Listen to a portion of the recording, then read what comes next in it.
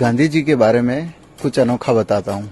ये जो सामने बिल्डिंग दिख रही है, ये अहमदाबाद की मोस्ट लग्जरियस प्रॉपर्टी है और इसकी खास बात ये है कि गांधी जी साउथ अफ्रीका से आने के बाद सबसे पहले यहाँ रुके थे और उसके बाद भी अमूमन एज अ फैमिली गेस्ट यहाँ आकर रुका करते थे।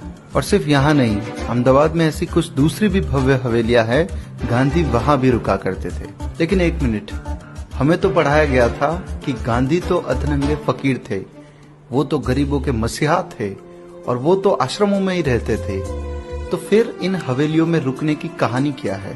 इसी प्रश्न को लेकर जब हमने थोड़ा रिसर्च किया तो पता चला कि गांधी कभी भी कहीं भी जाते तो उस शहर या कस्बे के मोस्ट लग्जरियस अकोमोडेशन में ही निवास करते थे। गांधी जब दिल्ली में होते थे तो बिरला भवन में ठहरते थे, जो कि देश के सबसे बड़े उद्योगपतियों में से एक ऐसे घनश्याम दास बिरला की आलीशान कोठी थी। गांधी जब मुंबई में होते थे तो मणि भवन में ठहरते थे, जो कि उनके एक धनी मित्र और ज्वेलरी का बिजनेस करने वाले रेवाशंकर झवेरी की हवेली थी। गांधी जब कोलकाता में होते थे तो हैदरी मंजिल में रुका करते थे।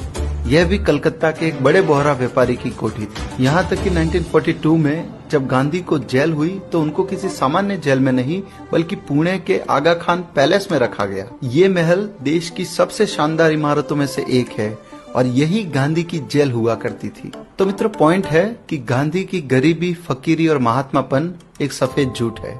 असल में ऐसा कुछ था ही नहीं, सब कुछ बनावटी और मनगढ़ंत था।